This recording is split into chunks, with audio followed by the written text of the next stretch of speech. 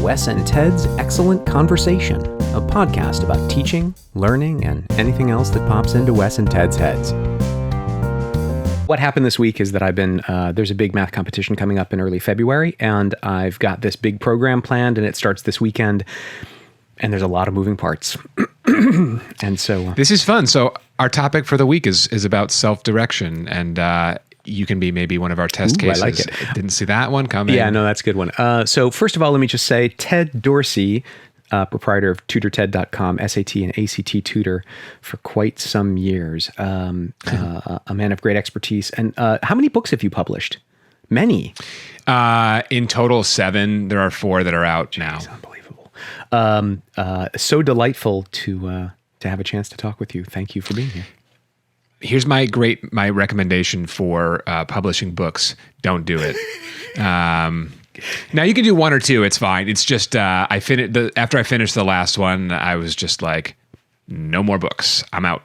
It's so much work and relatively little reward, and it's satisfying to have finished a book. But that's the best thing I can share with you, podcasting audiences. Don't make a book. No, I was really glad to have made one, and there's a second one that I'd like to write.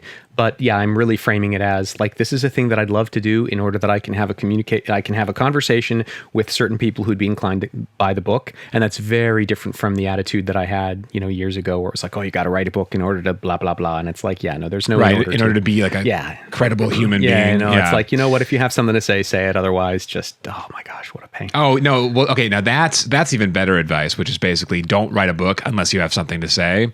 That I think is actually kind of critical, because it's really easy to just come up with some nonsense, like to force yourself to say something and turn it into a book. And I promise you, no one wants to read that. One of the best reviews I got for my book, I was totally psyched about this, was someone who said, you know what, I'm used to seeing stuff like this that's sort of, how did he put it? It's like padded out into 400 pages, but instead...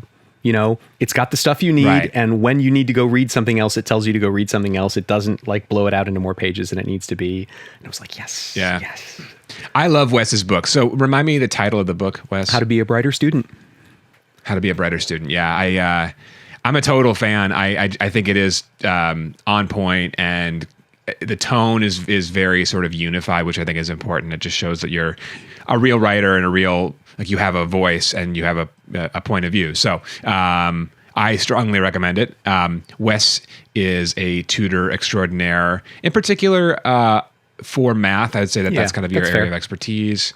You can find him at wescarroll.com. That's 2 R's and 2 L's on Carroll. And I did not mention tutorted.com, your very fine website, which, by the way, I'll just clue the listeners in, has been the object of an enormous amount of effort. Like, I've seen the various things you've done to make that website beautiful and easy to navigate. And I know it's a totally banal sort of thing, but I think it matters, making life easy on other people. That's our job. And sometimes, it's a ton of work, but it's all worth it. I think we also we always have our own priorities in terms of, like what matters to us. And for me, aesthetics really matter, and it's not dead essential to a tutoring website for it to look good.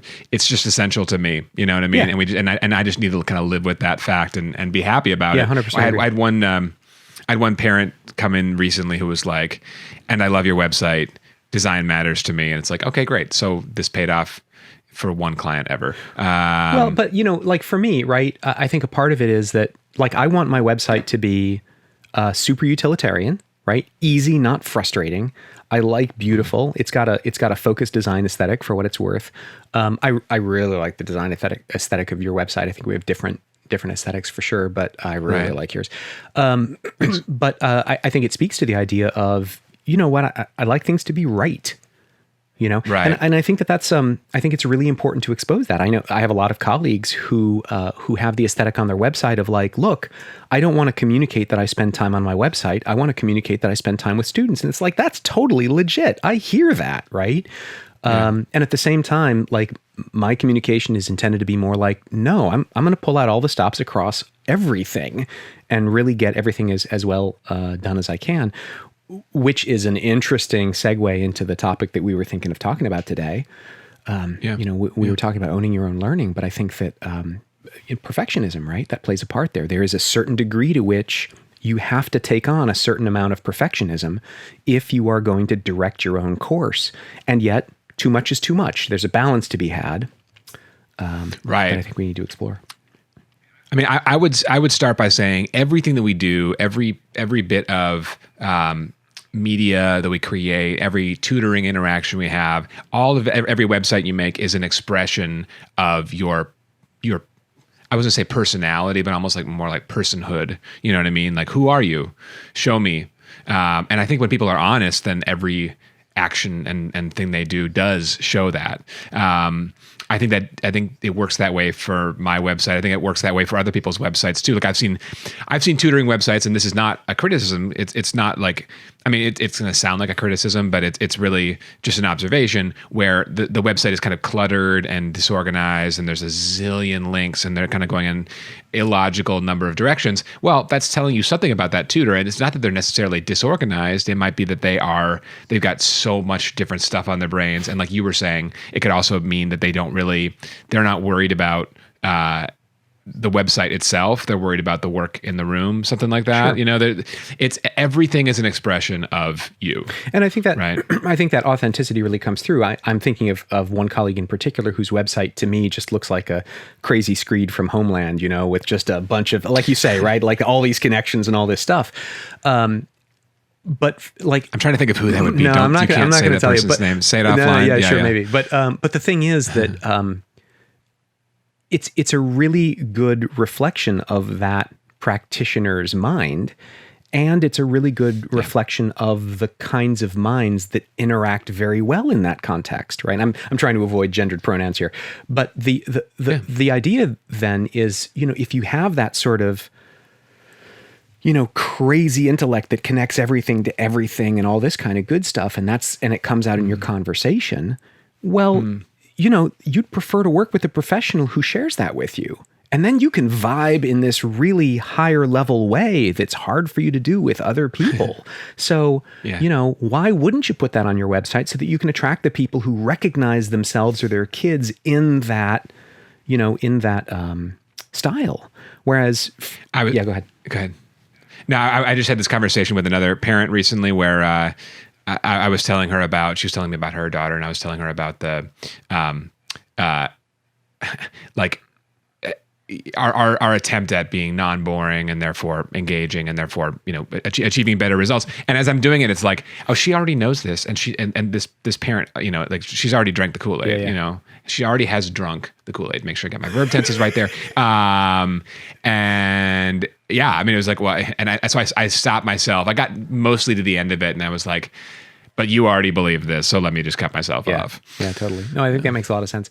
And I think that one of the things that really comes through, well, I don't want to read too much into it. Here's my sense of both of us. I think that both of us are big fans of, look, you got to go out, you got to learn a bunch of stuff, and then you got to digest it. You got to condense it. You got to, I don't know, there's processing you need to do on your inputs. You know, you've had an experience, you've had a success, whatever. It's not pat yourself on the back, you've done it. It's okay, now go away and meditate on that for some time and sort of distill out, okay, how is this going to affect my future decisions and actions? I think that's a part of how we run certainly our businesses, maybe our lives as well. I think that's pretty true for me. Where like, you know, you've got to sort of think it through afterwards and condense it down. And that's why a clean website to me reflects the ideal of what one should be. It's like, yeah, you know a bunch of stuff, but look at it through the lens of the person reading it and figure out, okay, what's the message? How can I, as quickly as possible, solve the problem that the people coming to this website have? Right. You know, like get right down to it.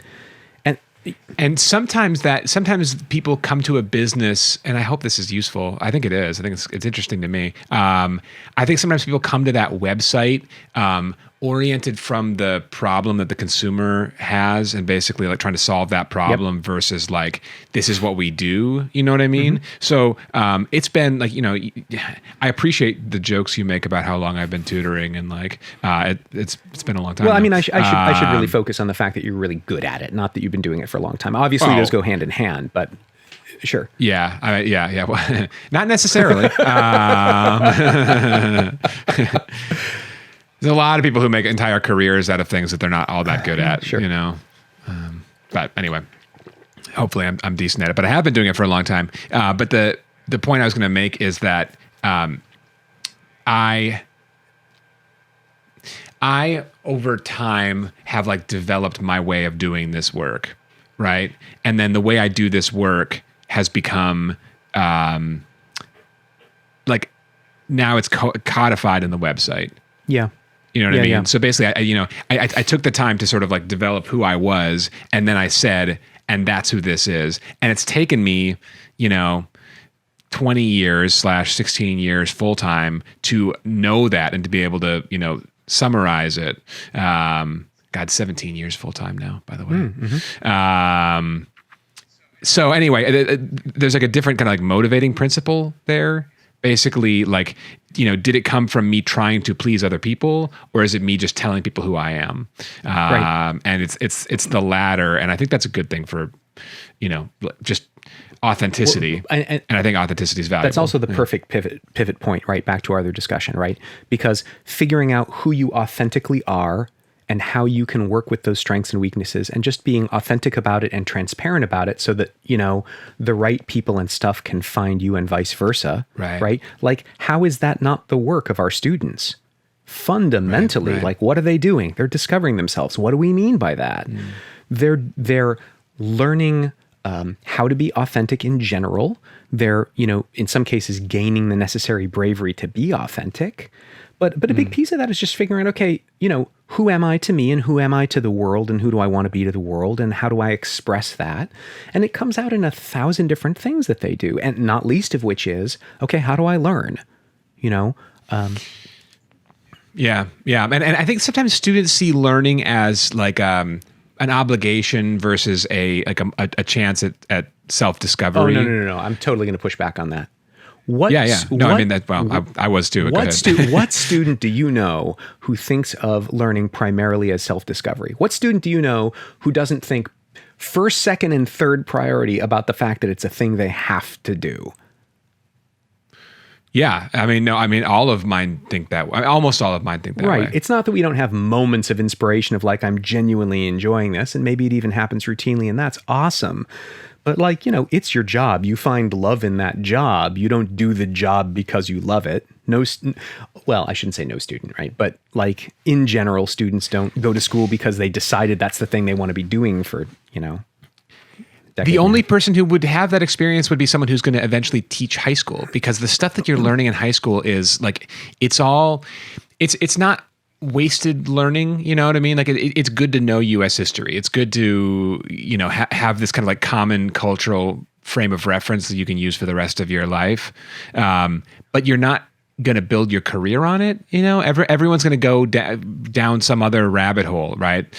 Suppose you become a lawyer or something like that. Having a sense of American history could be useful for that person. But I think that, they're going to learn so much other stuff along the way. So it is kind of like trial content, and that's why it can possibly feel more like an obligation than a passionate pursuit. It to me, so the topic of this podcast is basically self-direction. And how could you feel self-directed in that context? How could you feel self-directed when you're not? You didn't pick the curriculum. Your options are basically, do you want to take Spanish, French, or Chinese? Those are the three choices. Oh no! See, I don't see. I can't say that what you're saying is wrong. What you're saying is right, and yet I have such a different view on it. When you talk about, for example, just to pick the last thing, right? Spanish versus French versus Chinese or whatever. Like to me, that feels a lot like, do you want to play chess or checkers or Carcassonne or name some other board game, right? Settlers or Catan. It's still a game. You're still going to have fun. Does it really matter? No. What really matters is I'm playing a game. I'm enjoying it with some other people, and I think that that's a pretty common attitude towards school, and it's a really positive one. We don't talk about it real explicitly, but when your students weren't able to go to school, what did they complain about? They didn't get to see their friends. That's what they complained about, because they enjoy playing the school game with their friends. You know what I mean? Like it's an activity you have to do, and it catalyzes all these other things. Not just, hey, it's a practice field of material to learn how to learn, but also, hey, it's the place where I go where I get to do this stuff with people whose company I enjoy. Yeah, I agree, but my point is that that's not self-directed. You know what I mean? That basically, like, this is the parenting. It's like the ultimate parenting technique is basically like, do you want to wear your red socks or do you want to wear your blue socks? Right. And what that really means is you're wearing socks. Yeah, it's totally true. Well, okay, so I think that we could take the attitude. Yeah, it wouldn't be bad. We could take the perspective of, look, the job of the parent is, over the course of 2 decades, to slowly move the locus of control from completely in their court to completely in the kid's court. Maybe 2 decades is the wrong time period there, but you get the idea. That's what we're trying to do. It'll happen at some point during that. Yeah, totally. Yeah, we're moving that locus of control, right? So that the kid is making his or her own decisions at some point. And, to be fair, as I'm thinking about it, even after I was 20, it's not like my parents didn't play a role, a directive role in my life. Right. There are certain cultural, things that they passed on to me that, I wasn't always entirely aware of. And I think most kids today, most 20-somethings today, have to at least grapple with the possibility of getting financial support from their parents if they don't out and out get it, that sort of thing, which is actually especially true today because I think that I'm not as up on these stats, so I'm not trying to speak like an expert or anything, but my limited understanding is that generally speaking, we had it easier when we were 20, financially speaking, than most 20-year-olds do today, and therefore they have to grapple with this a little bit more, right? Just like, I'm not sure I agree with that. I don't know. I think it depends on the individual. It definitely depends on the individual, sure, but I was just having this kind of revelation. I mean, maybe this is interesting to me, but maybe not interesting to anybody else. Let's find out. That the complaint about youth or not youth, but like young adults living at home is about locus of control. That basically, they have not taken wing. You know what I mean? Sure. But I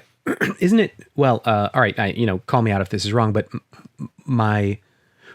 what I thought I had seen, I should have done some research. I'm sorry, but I thought that there was some research that indicates that, on average, right, it's simply harder to be financially independent at 20 these days than it was some decades ago. And, maybe that's BS. I don't know. It's a good question. I mean, all I know is, my first job, I was making $350 a week. I think before taxes. Okay. Yeah, that must have been before taxes. So $1,400 a month, and then you're losing, probably $400 of that to tax or something like that. And I was making that work somehow. That was I could pay the rent. I mean, but my point is that I'm no hero, but just basically like you can get a crap job. You can get a low paying job and you can pay your bills, and it's just like. It's somewhat miserable, but it's a matter of your locus of control. Like I graduated college and my college was paid for by my parents, which was very generous. And they basically were like, we'll pay for your undergraduate and then you're on your own. Yeah. So I went to a fancy undergraduate school and then went to a state graduate school because I was paying for it. And I realized that like I could spend 1/3 as much, but that's locus of control as well. As soon as I got out of college, I was like, I'm not going back to Minnesota. I'm going to Los Angeles and I'm going to make this work. And I got a little bit of support along the way, but there's within self-direction, there's a huge spectrum. And so you might be right that statistically on the whole, it's easier. It's harder now to kind of be on your own. But at the same time, there are jobs, as long as there are jobs available to you, you can be self-directed. Well, I've totally bumbled into an area that may be politically charged, but I'm just going to charge forward because what the hey. Great. Yeah, exactly. I think that it's worth noting that a piece of locus of control is, oh gosh, I don't have the vocabulary for this. The degree to which you can manage your own locus of control is a function of, among other things, of the culture and society you're embedded in. Okay. So, again, I'm going to try and say this in as politically neutral a way as I can. I think that, right. I think it's a piece of it, right? There is a common American meme that suggests, that there is such thing as the completely self-directed person who earns absolutely, who is solely responsible for every good and bad thing that happens to him or her. And I mean, you look at that and it's like, that obviously that's an exaggeration, right? That's not really how it works. Right. But the degree to which that's true or not varies from country to country, and the degree to which and the degree to which one believes that's true varies from person to person.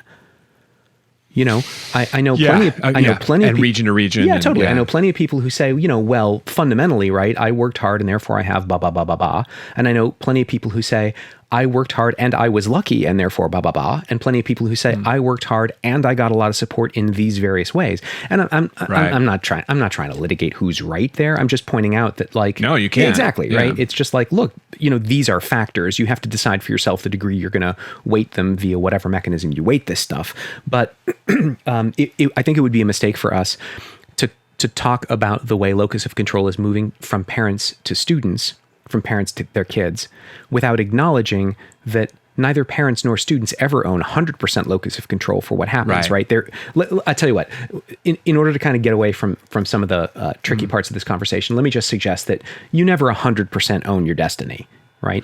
Well, let's talk about that, because I think I'm totally with you on that. And by the way, I don't find what you're saying to be controversial in the slightest. Right. It makes perfect sense. Okay. You know what I mean? I think that people, there are cultures and there are ways that adults relate to children, and those things change over time. Like the helicopter parent emerged after my generation and before the generation of kids, or during the generation of kids that I was tutoring. And like it was emerging at the time, but it was that those were parents who basically wanted to be up in their kids' business and wanted to, help them do their laundry while at college. Just real quick, embarrassing story. Sorry, Kevin.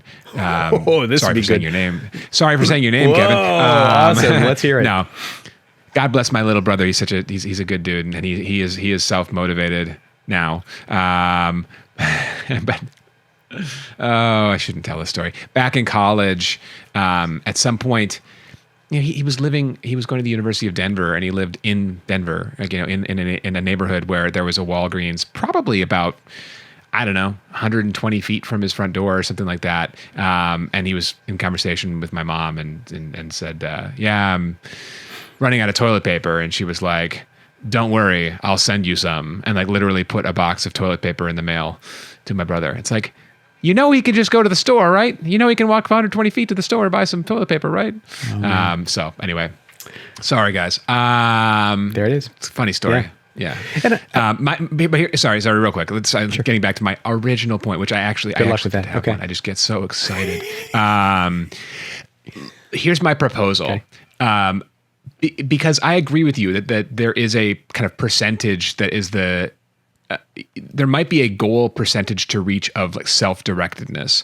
I think I'm actually at this point in my life, and since about the time I moved to LA, more self-directed than is totally productive, that is totally helpful. Okay, so one of the notes I made in preparing for this conversation is the idea of how much is enough, because one of the things that I feel I see a lot is, okay, I'm in this place academically, and I want to be in that place academically. Right? Like I'm currently getting a B and I want to get an A or whatever it may be. Right.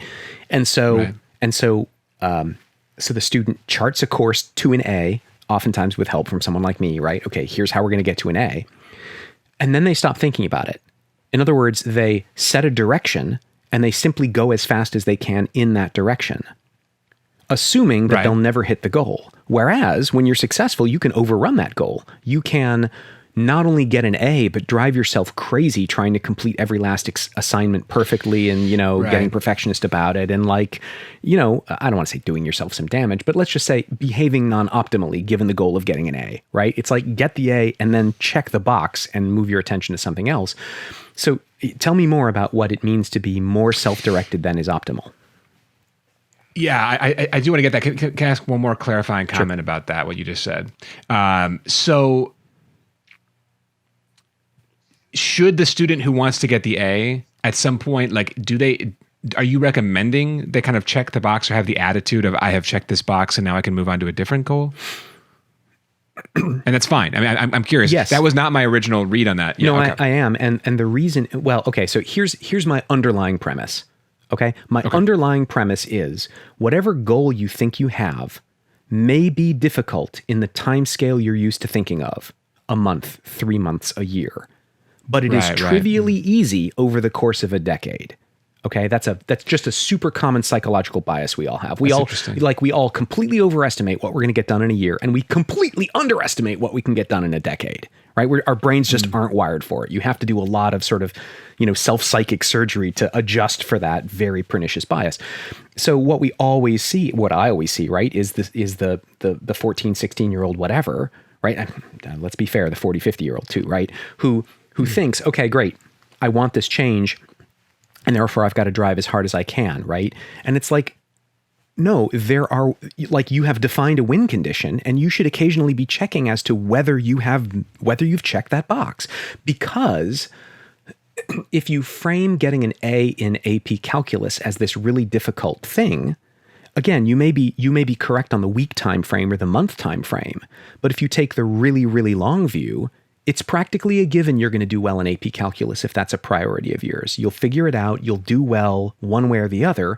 And I would hate for you to live your life thinking that AP Calculus is a difficult thing. Like, I want you to live your life thinking, no, that took some time. It took some effort. Like, it wasn't trivial, but it was totally within my power to do that. Just like it's totally within my power to reach farther next time.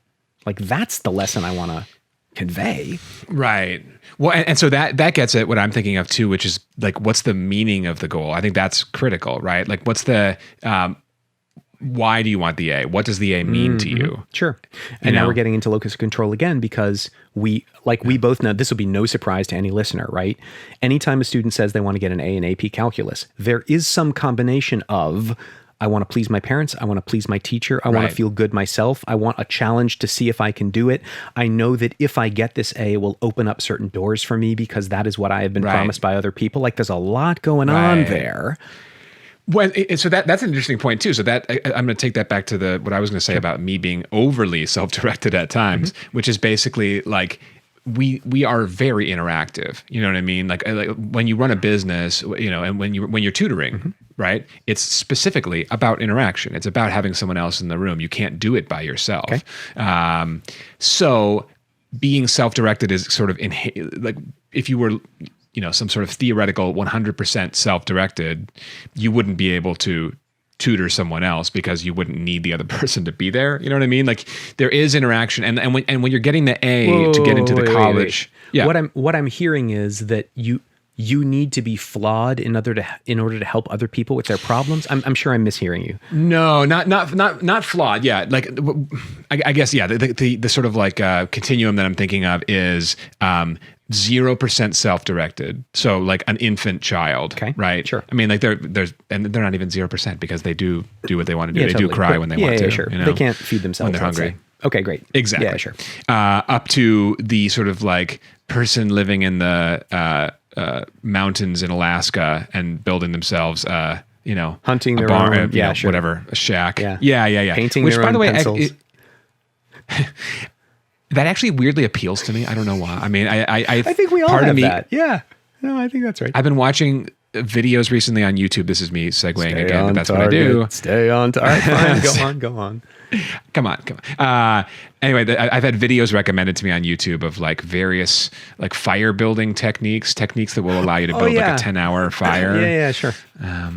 And I'll watch them, and or like overnighting in a snowstorm, and where to find the best, kind of sheltered area for that. I enjoy that stuff too. I also remember seeing a video some time ago of someone who decided they wanted to take like a very long period of like a year or something to build his own toaster. Except the restriction was he wasn't allowed to use any commercially available parts. Like, he had to mine his own metal to make his toaster. Like, that's what we're talking about here. Just for the purpose of like figuring out what would be involved, and like he wound up with a thing that looked vaguely like a toaster. I don't even remember if it worked, but it was like just this ugly lump of horror and just like, but he learned a lot, which was the goal, right? He could have bought a toaster at Walgreens, but the interesting thing was, oh, wow, I didn't really realize sort of what goes into that.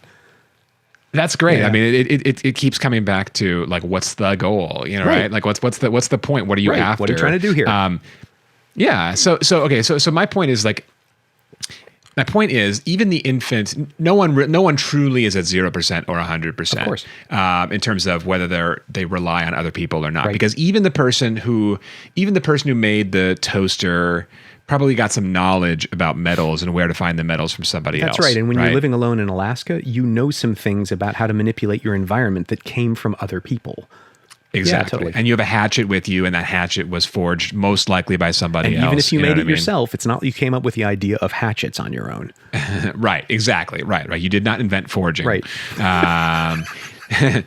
So here's my premise. I think that there's probably a like relatively like a range of ideal levels of self-direction, and it might be about like 70%, where basically, and again, these numbers are essentially meaningless. I love when education theories start bringing numbers in. Yeah, because then like you talk to the it's totally BS. You talk to the theorists themselves, and and you say like, well, what does that number mean? They're like, it's just a guideline. So you think it's you're just a responsible for ballpark. 70% of your outcomes?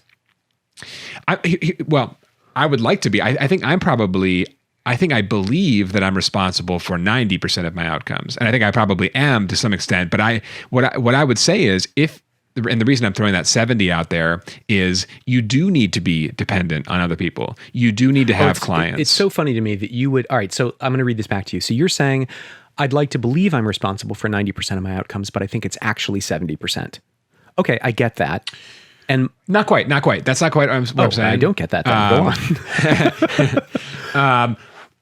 I mean, I may also be deluded, and that's always a strong possibility. But no, what I'm saying is, I think that for people in general, if they were 70% self-directed and 30% directed by others, that might be sort of the optimal way to be for the best outcomes, the best, like the most adaptive, successful behavior, because you have to play to the crowd. That's my point. You have to play to the crowd. Oh, see, okay. I think, well, I don't want to use the word deluded. I think that there is some room in your analysis for challenge. Great. No, that's good. That's good. Bring it. Let me hear it. So I typically run my life, as it were. Wow, that's a loaded term already. Run my life suggests, right, that I'm totally in charge. And of course, that's what we're saying is that's not true. But no, your children are in charge. Yeah, there's truth to that. I typically behave as though 70% of my outcomes are due to my actions, and when I look at it rationally, I think the number's probably closer to 20 or 30%. I think that the connect between what I do and what outcomes I get is far, far thinner than I give it credit for. Right now, that's not to say, hey, you should throw everything up into the air and just be a nihilist because it doesn't matter. Because that's not like. Even if my decisions only have a very, very small influence on my outcomes, I'm still really invested in my outcomes. And, I've chosen a lot of paths for generating outcomes or for attempting to guide my outcomes that are enjoyable to me. Like, I genuinely like my work, right? Like if I stopped working, would my life become horrible? Well, probably not. But sometimes I behave as though that were true because, again, I enjoy my work. It gives me a sense of purpose. And like, I know it makes my life better to do this work than if I, didn't do it at all. But I'm kind of getting back to the how much is enough idea from earlier because, okay, again, I'm going to come back to our notes for the conversation because we're ranging all over the place. Okay. I hope it'll be good for the listener, but I want to suggest that when you're in the middle of a situation where certain things are expected of you, all right, great. I've just described the human race, but specifically in the context of education, right? You're a teenager. We expect you to do well in this context and to do certain things in order to achieve certain whatever, right? That kind of thing. Right. So there are a couple of different things going on. One is there needs to be broad agreement, as you say, on what's the goal, right? Direction, deciding what to do. Your teachers and your guidance counselor and your parents and your whoever are going to help lay out for you certain goals that you either should be aiming for, or at the very least, look, if you will agree to aim at these goals, here are some outcomes we foresee for you. Whereas if you aim at these other goals, here are some outcomes that perhaps you will like less that we foresee for you, right? So, but okay, we need to have all-way agreement on what way we're going, what direction. You get those proposals all the time when you're in high school, by the way. You know what I mean? They're always showing you outcome A and outcome B. And outcome A is always like go to college, and outcome B is like, do drugs and go to jail. Sure. Those are the two, it's kind of two choices. It's kind of a ridiculous example, but like it's on point for sure. And so another one is motivation, right? Getting yourself to do what you've decided you're going to do. And a lot of times those are pretty well linked, right? It's just the idea of like, why aren't you doing this work? Because I don't actually believe it's going to lead to the outcome I've been promised. It's like, okay, go back to step one. Let's get agreement on where we're headed. And then maybe motivation won't be such a problem. And it gets back to what's the goal, right? Why are you having problem achieving this? Maybe it's because you don't actually believe in where you think you're going. Anyway, so motivation and direction. There's I mean, go ahead. This is so rich. Yeah, no, keep going. I can jump back in at any point. I've got notes. That's the beauty of it. So dive in. I think this conversation is more focused than you think it is. Actually, I think this makes a lot of really good sense to me. And I think, one thing you said that I'd like to sort of unpack or understand better, possibly together, is basically you said where we're headed. Right? Who's the we, right? Well, if I'm a high school student, right? We is me, my teachers, maybe my peers, my parents, my own expectations. Like there's a bunch of stuff that kind of gets mixed into that stew. And what the heck, at 15, I didn't have the capacity for unpacking that. I'm not even sure that I do now. Doesn't the composure of that group matter so much? I mean, like when I was in high school, why do you think expensive schools are expensive? Like, yeah, the teachers are great. Okay. All that good stuff. But also like there's an alignment among the people who are there, about, broadly speaking, what the goal is and what an acceptable level of achievement is. I agree with the second part of that. I don't agree with what the goal is. I think that always comes from within. I think that unless the course is so programmed, everyone's getting out of it exactly what they're going to get out of it. And some of the goals do overlap. Like when I was in college and I was an English major, I did learn how to write. And one of the reasons I learned how to write was that I was writing, way upwards of 40 pages every term, but probably more like, 60 or 80 pages per term. It's like, you're going to learn how to write, you you need to write and all of those words need to make sense. So you'll get better at it with practice and over time. So so that's a little bit programmed. But I'm thinking about, especially high school, these are the students that you and I tend to work with. And I think I work with them for a really specific reason, which is that they are at this moment. They're at this like decision-making spot of what do you want for you? Why do you want this for you? So throw out let's consider the guidance counselor. Okay. Right. Sure. The guidance counselor, the name tells you what the point is. I have gotten, I think, exactly zero help from any guidance counselor that I've ever had. You know what I mean? Literally, as a student or as a professional. I've definitely never gone to them as a professional because I already knew as a student that they were worthless to me. Wow. Say more. I remember my friend John, it's funny. So we weren't friends at the time. This is another anecdote, of course. Why do I warn you that it's an anecdote? As soon as I say my friend John, everyone knows what's going on. I think so. John and I were bullied by the same people on the same school bus. And the funny thing is that John and I were not friends then. And so basically, at the time, we were both secretly cheering for the other person to be bullied because that meant that we would not be bullied. Oof. All right. Yeah. So it's like, okay, good. They got John today. Sweet.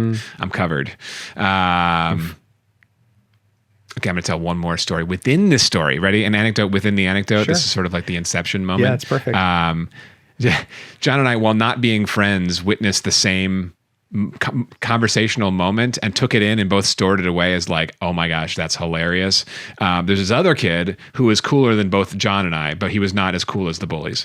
And his name was John Deck. And he always wore a Toronto Blue Jays hat. And we grew up in Minnesota, and he was not Canadian. Okay. And at some point, I think it was Nate Gilman said to John Deck on the bus, he said, "Hey, John, why do you always wear a Toronto Blue Jays hat?"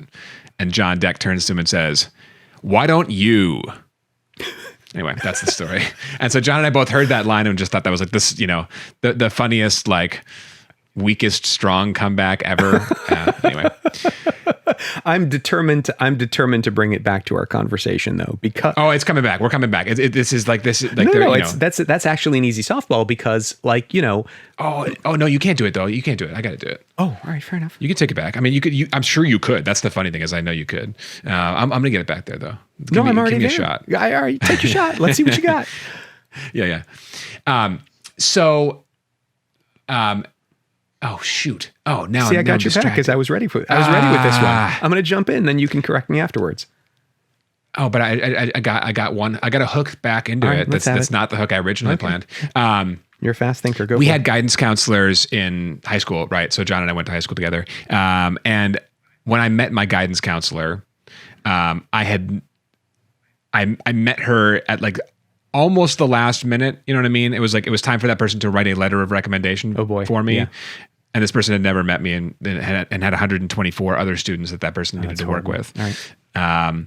So, we met and it was fine. And it was like, she was, I probably could have like romanced her a little bit more in order to get a better letter of recommendation, but I got zero guidance from her. Meanwhile, I remember John applied to, is it Wesleyan or was it Dartmouth? One of those schools I think it's Dartmouth actually, has a letter of reference from a friend. Oh. Like a peer rather than a teacher. Oh my God. I totally remember having to get that. Oh my gosh. And what a fun one to get. But also I remember like the passion and like the verve that I put into writing that for him, was like so much beyond what I got from my teachers. Yeah, sure. And that was because that's because we knew each other better. But also I think we also valued our like peership more than I valued having a guidance counselor, the guidance counselor the guidance counselor is part of the system that is designed to provide you with support.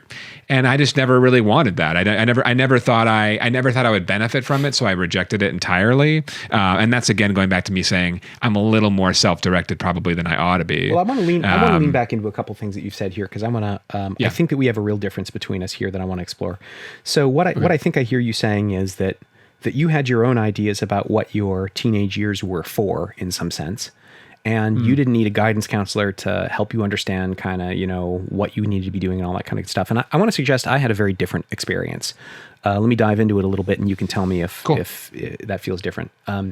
So first of all, it's pretty easy to start summarizing it by saying I went to a private boarding school that was a military academy for high school. Okay.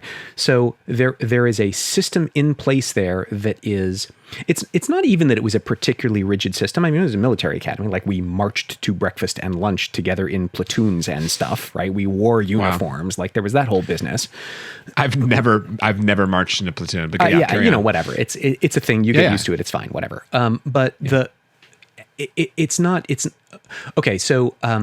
It's not even that, there was someone always standing over you, insisting that micromanaging you. It's not that. But as a boarding school, right, with a particular set of rules and standards and schedules and culture and blah, blah, blah, right, whatever message the school was trying to give you, it gave it to you through a lot of channels, and those channels were pretty consistently applied, right? Like the teachers all gave an amount of homework that was designed such that you could reasonably complete it, all of it, in 2 hours in a night, if you were on point.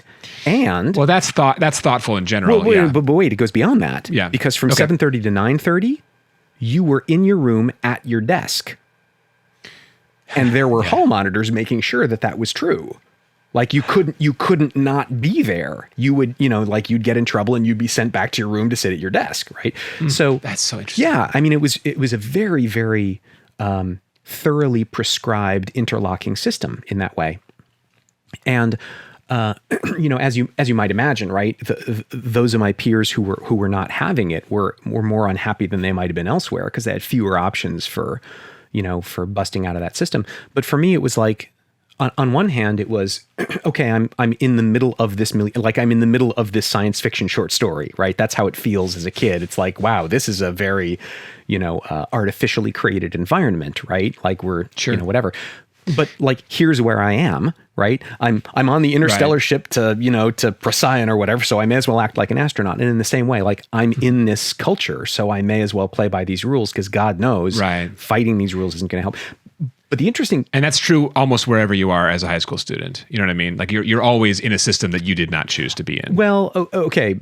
So two things, right? One is that the system that I was in, I think, is a little bit more exaggerated than most, right? But the other thing is, let's take a step back. The reason that I was there, in part, was that in my middle school experience, what I experienced was I liked school, and a lot of my life centered around it, and I was motivated to be good at it, and I was willing to sacrifice other things in order to be good at it. Okay. And, you know, at the time, public education in my state was not very highly rated at all. And so, were you in Indiana? Is that yeah, right? Indiana. No. Yeah, I was bottom 10, I think, at the time. Wow. And so it was like, look, if I go away to this school where, they prioritize academics and they have this system to make damn sure that like you do what they expect you're going to do, I was like, look, I don't need to be whipped into shape. But like they're focusing on the thing that I want to be strong in. So why don't I just go there and it'll be fine? They're focusing on the thing that you want to be strong in. What is that? Just academics or a specific? Well, I guess I should focus? say, right. So there are two things that come to mind with respect to my high school education. First is I had a couple of really good teachers. Okay. Like the people who taught there were career teachers who wanted nothing. Like they were people who had taught at the academy for decades and would retire and would be members of the community. Like, in fact, I just got, we talked about one of my teachers in a previous episode, and I just got the notification that he just passed away. He hadn't been teaching. Yeah. He hadn't been teaching at the academy for over a decade. And yet I got the notification that he'd passed away because even as an emeritus, right, he's still like, he's a part of the community as far, you know what I mean? So like, there's a real, the teachers there treat their work like a calling, or at least some of them do. Right. But did you know that before you went there? Like, I'm curious about like, what, because you're saying you were good at school and so you were motivated to go there, but did you know that there would be excellent teachers? Like how, you hadn't even had that experience yet, right? Well, yeah, but I mean, it's not like you hadn't talked to people who had gone there. It's not like you hadn't had campus visits. It's not like, it's not like the school didn't already have a reputation and all this kind of stuff. So there were a lot of really good indicators that like, okay, this is, like, yes, it's true. If you have discipline problems, this might be good for you. But like the bigger message was, look, if you're already somewhat disciplined and you're interested in being good in these areas, this would be a good place for you to go. Were you disciplined as a kid, by the way? I was. Well, obsessive might be a word for it, right? But like insofar as it's age appropriate to be a certain kind of discipline at age 12, I was. What I would only find out later is that there were certain kinds of discipline that I utterly lacked, right? Because I credited myself, getting back to locus of control, right? I credited myself with being very disciplined because I did well in school, when the reality I would learn later when I went to a truly challenging college is I didn't have as much discipline as I thought I did. I had a couple of good heuristics for doing well, and I had certain, bents that made it easier for me to do well in that context. Yeah. Anyway, that's a whole other thing. I mean, it's related, but it's a whole other thing. It's totally related. Yeah. But what I'm saying here is that like when I was 16 and I was embedded in military academy, right? I was not thinking about whether I liked the rules of the game. I was focused on winning. And for me, winning meant doing well in the context I was embedded in. And I felt I felt that to a degree, I'd had some participation in the decision to be there. I didn't feel like I was sent there. Right. I felt like, okay, you want to go, we think it's a good idea. Fine. We will make this happen. Okay, great. I will do my part, right? I will focus. I will do all these things. And it was, for me, it was a relief to not have to think beyond that. Right. I could focus on what was in front of me. And it's just like, I mean, it's like the experience that I see varsity athletes have. At some point, they decide they want to be good at lacrosse. And, by the time I see them as sort of older students, they're no longer thinking about whether lacrosse is a good idea. They're thinking about how to get better at their chosen sport. They're spending hours a day becoming really freaking good at lacrosse. So interesting. So you use the word winning, and I like that word. I like that concept of like that's what you were after. Yeah. But and then I think that winning is. I should be clear. I'm not saying that winning is a good goal necessarily. I think there's a dark side there for sure.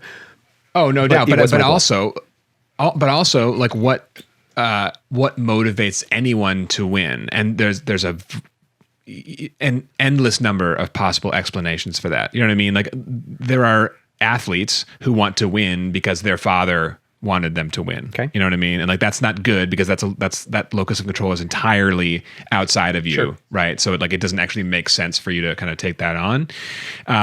There are people who want to win because they, have sort of like a narcissistic ego and they need to prove that they're better in quotes, or, with appropriate like designation that doesn't mean anything really than everybody else. There are people who don't want to win, or who don't care about winning because they think that winning is, stupid or artificial, or, not adhering to their sort of like system of values. Right.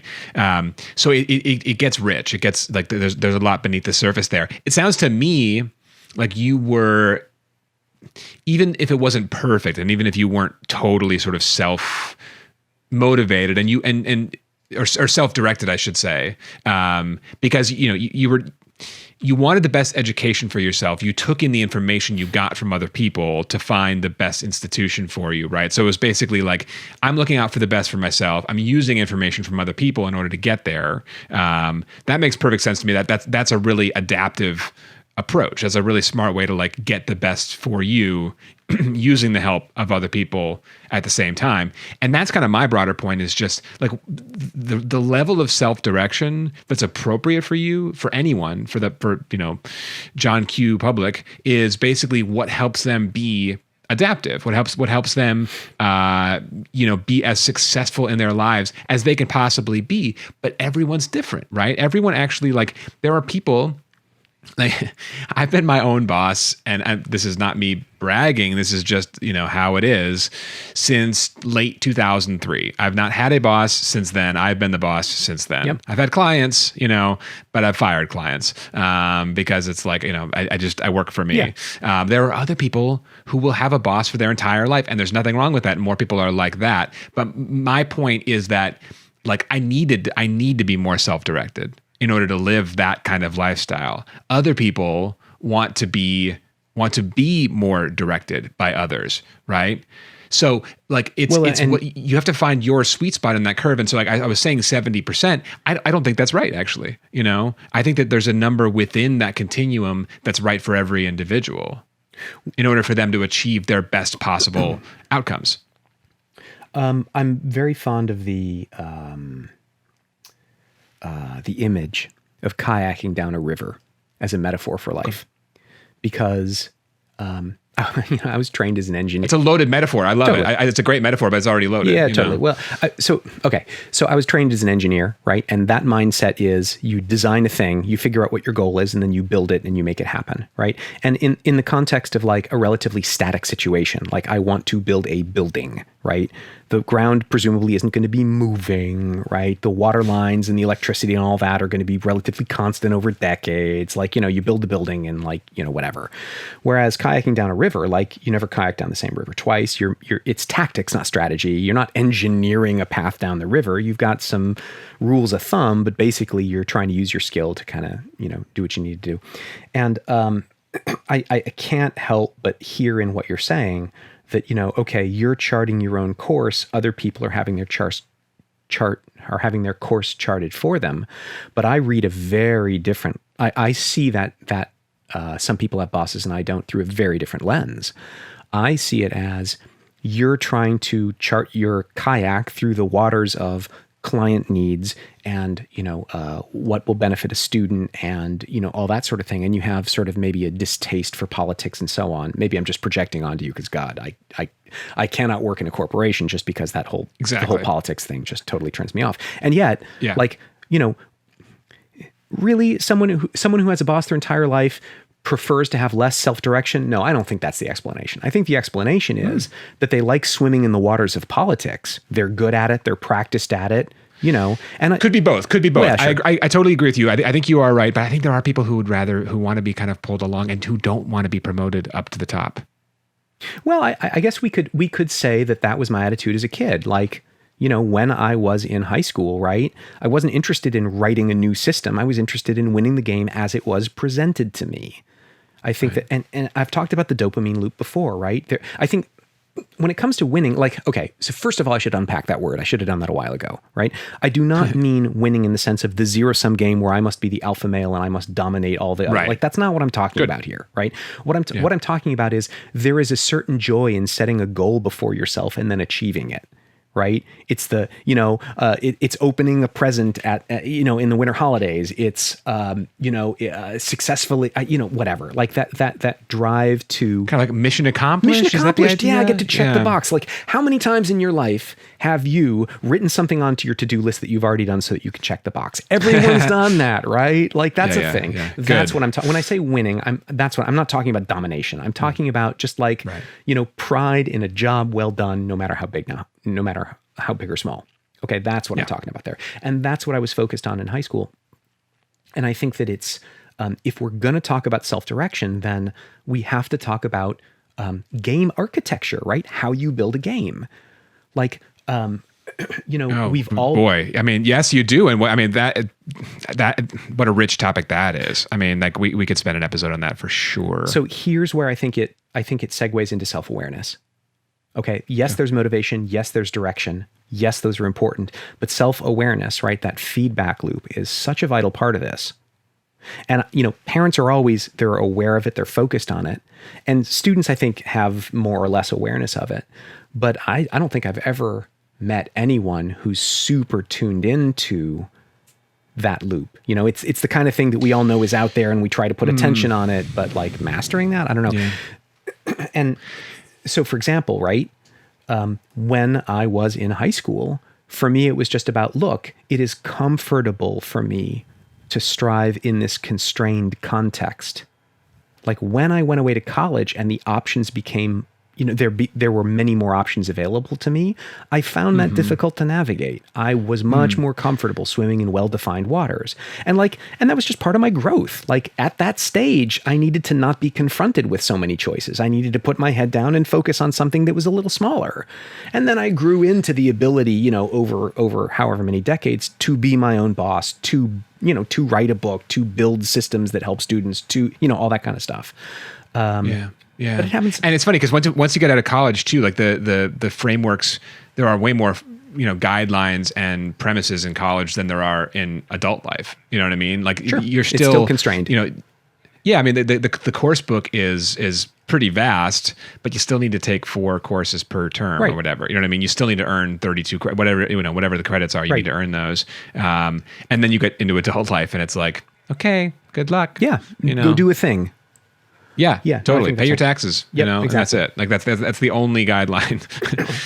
Pay your taxes and good luck. I think the kayaking metaphor is interesting, and I think it gets back to the sort of thinking about the system, right? Like the sort of like realm in which we're operating and culture. Not everyone in America is that the right metaphor. Definitely, it's not the right metaphor for everyone around the world in terms of how we operate. I'm a kayaker for sure, and the reason I'm thinking about the kayak is basically, and the reason I can confirm that I am one is you're by yourself in the boat. You know what I mean? And you're navigating the water, and the water is kind of, choppy and rough, and you don't know what's beneath the surface, but you're by yourself navigating it, right? And you can get some advice, but you're self-directed, obviously. Okay. I really think that there are people who are, and I don't say this with any condescension or judgment. I really, really don't. Who are cars in a train, and they still have a goal, and their goal is still to get their goods to their destination. Yeah. But they're following behind the car in front of them, and they're being pulled by the locomotive. Well, I think that's more. Okay, so for starters, let me just say, I think that model applies to all of us more than we would prefer to think it does. Which one? The car and the trains. Yeah. We all love to think that we are kayaking down a river. We all do not want to think that we are cogs in a machine, to use the more common metaphor, right? And yet, right? Like we are cogs in the machine of our culture and our economy and our expectations and, our society and our region. This is where the conversation gets trippy. Yeah. But I like it.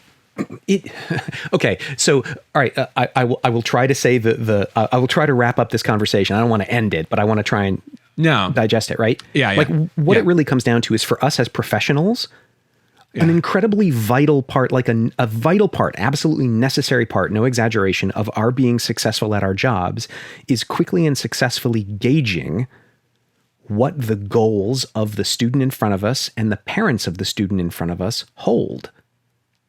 Right. And because there are as many goals out there as there are people, and then some, right? Like if you can gauge that correctly, then you can help someone get where they're trying to go. If you gauge it incorrectly, then you're pushing someone in a direction they don't want to be pushed. Yes. Okay. So here's my kind of like takeaway premise from this conversation, and it directly relates to that. Okay. And I don't even know. I'm going to ask if you agree with this, and I'm not even sure if I agree with it yet. Yeah, that's the best one. Do you agree that students from, say, age 6, starting at school age, are on a relatively linear progression, relatively linear, not perfectly, where they're developing their self-direction? That you can map it from, say, kindergarten through graduate school and say, as time goes on, in general, people become more self-directed, and that actually is a goal of education, even if it's sort of unstated, as you're pointing out, even though we don't, you and I are talking about it now, but most people don't think about it as a thing, in and of itself. I absolutely agree that is a thing that happens. I do not absolutely agree it's a thing that should happen, but that's the only model we've come up with. Well, okay, so first of all, on average, that's ironclad true. Okay. But the way that people drift away from that average can be quite vast, right? There's a lot of variability in there, a lot of variation. But like it's sort of it's the tail wagging the dog, in the sense that independent of whether it is true that everyone is on this linear path, we don't have a better way of conceptualizing what people are doing. It's the only map we have, so we treat it like the territory. Yeah. So are you saying it's sort of like an inherent, it's not about education, that it's more just sort of like an inherent biological evolutionary quality that as you get older, you have to take on more responsibility and therefore you're more self-directed? Absolutely not. What I will say is, again, like on average, right, that is true. On average, people become more self-directed as they get older, and I don't think that cultural pressure is the primary motivator of that. It might be a catalyst, but I think that's a natural sort of thing, right? I think that we can see, my best evidence, right, is that, puppies kind of wander around, but dogs have some volition. You know what I mean? Like it's not even, it's universal beyond humans, right? But what I'm trying to say though, is that if you take an individual human and you expect them to hew to that average path, you are in for a lot of friction and a fair bit of disappointment.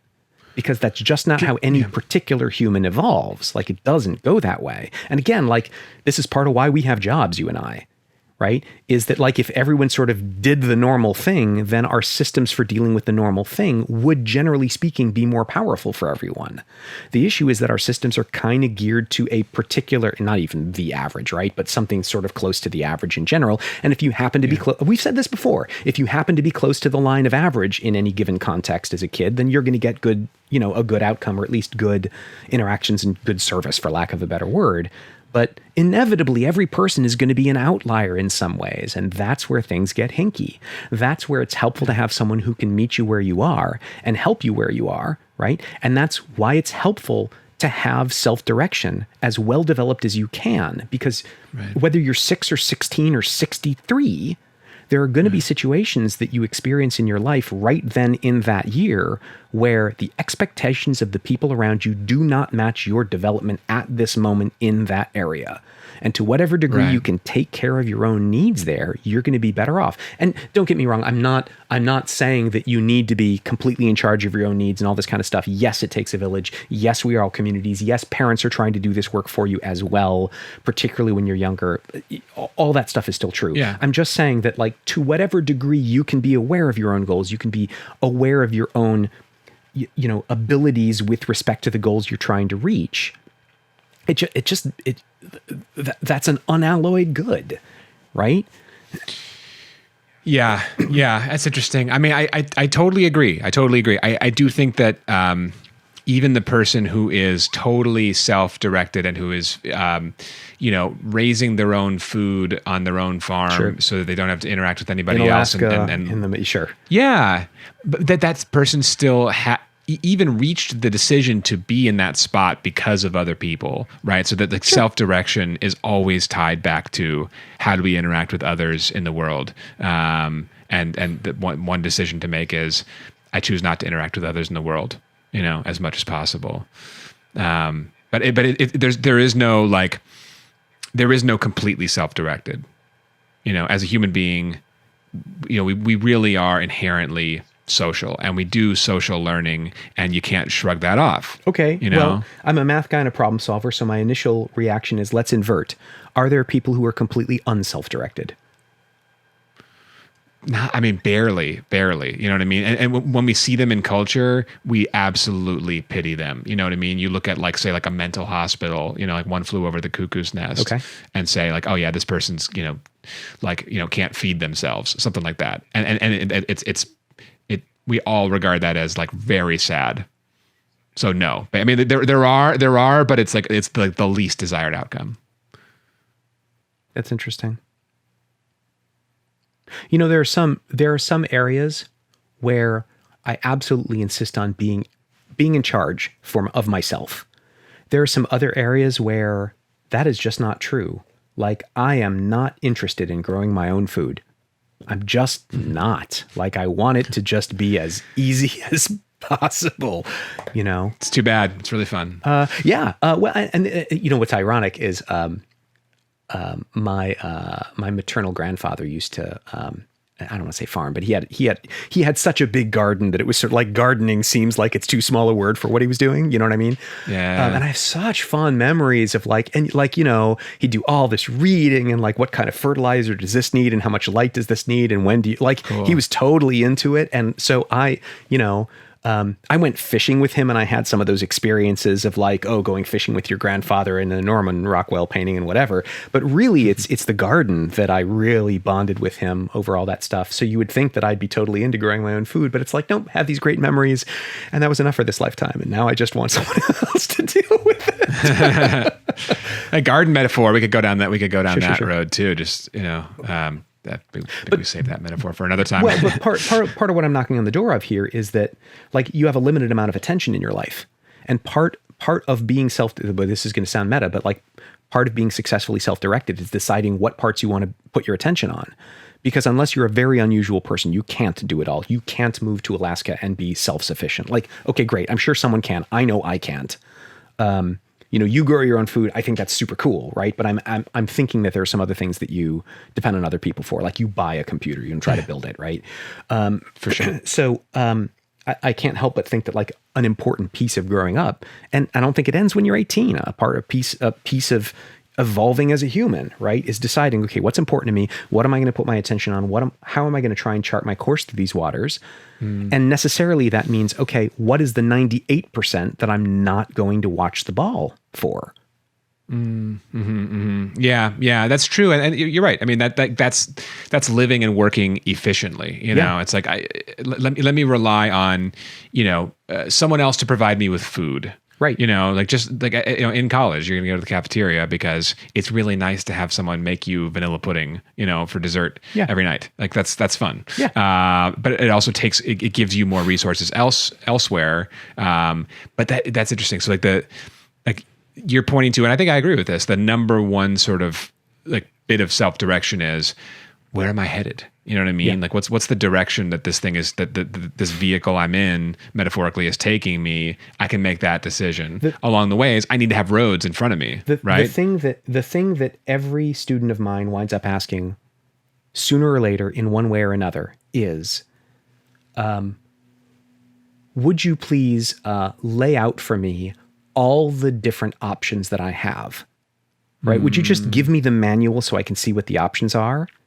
And it breaks my heart every time that I have to say in the language that they bring it up, that that manual doesn't exist. No one knows the answer to your question, and all we can do is show you a piece of it. I can help you navigate the waters of high-end public and private education at the secondary and university level, but I can't tell you how to be happy. And guess what? If you figure out how to make yourself happy, I will chalk you up as having had a successful life. And I know a lot of people who just they never hit that bar. They don't really know. You know what I mean?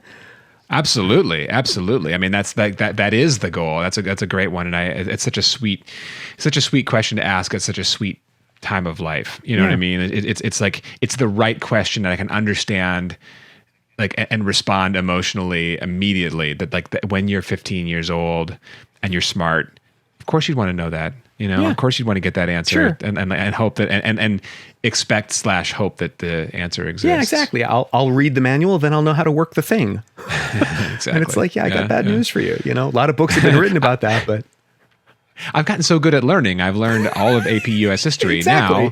Now it's time What about AP Life? Exactly. Yes, exactly. No, I think it's really let's call it there, man. This is great. I think this is really interesting. Have we said anything? I'm not even sure.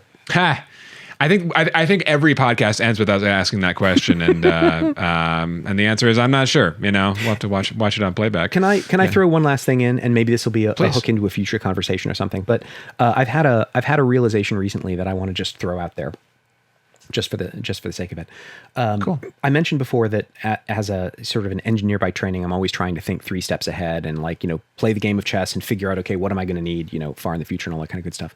I just want to point out that I've gotten a lot of mileage lately, personally, right, as a person, as a professional, out of in a very focused way, not thinking 3 steps ahead, only focusing on the next step, only saying what small thing can I do now that will move me in a slightly better direction at this moment.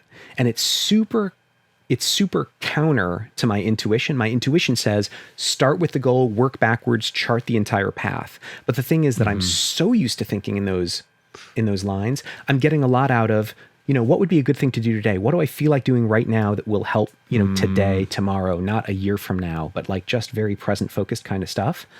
And let's do this topic next. It's process. You know what I mean? Process, it's basically like, what tools do you use? What works for an individual? What tools work for everybody? Why do tools work? I'd love to talk about that. That's fascinating. I mean, let me save it. Sorry, I was going to jump into it, but let's. I will save that, all that rich material for the next one. Fair enough. Thank you as always for making this time. It's always a pleasure to talk with you. Yeah, that guy's Wes Carroll at wescarroll.com. 2 R's, 2 L's. I always spell that out because I think that's important. Yeah, everyone spells it wrong otherwise. Ted Dorsey at tutorted.com. Thank you for being here with me. And thank you in advance for all the post-production work that I know you do in order to make this whole thing available. And let me also just shout out to the listeners. Thank you very much for joining us on our circuitous journey here. And thanks to my buddy Dan who checked out some of the early episodes and gave us some constructive feedback. And you also had some folks to call out, did you know? Josh Eckhouse listened and liked it, which is much appreciated. Yep. Yeah, totally. And he's basically like, his feedback was keep going. So right here on. we are. Oh, Dan Lichterman. I guess I should call it full names here since that's the way that goes. So thanks, folks. Thanks to all the other listeners. Again, thank you, Ted. And I'm looking forward to next time, buddy. Thanks, Wes. Right on. Thanks for hanging with us. Click subscribe, ring the bell, tell a friend, leave a comment. You know the drill.